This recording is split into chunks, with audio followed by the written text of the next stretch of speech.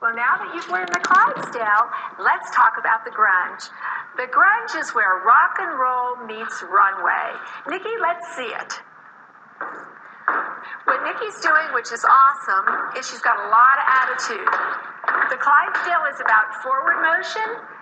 The grunge is about left to right movement, shifting of your weight from left to right really slightly to affect, the effect is sort of like a I don't care, watch me now motion, which we love for like jeans and really big attitude shows. One more time.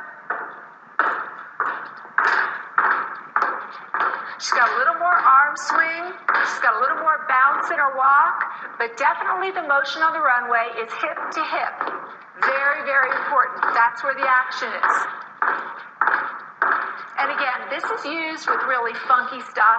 It's a lot of fun to do when there's a lot of great rock and roll music behind you, some techno music, and really casual, fun, high energy outfits. One more time, the grunge.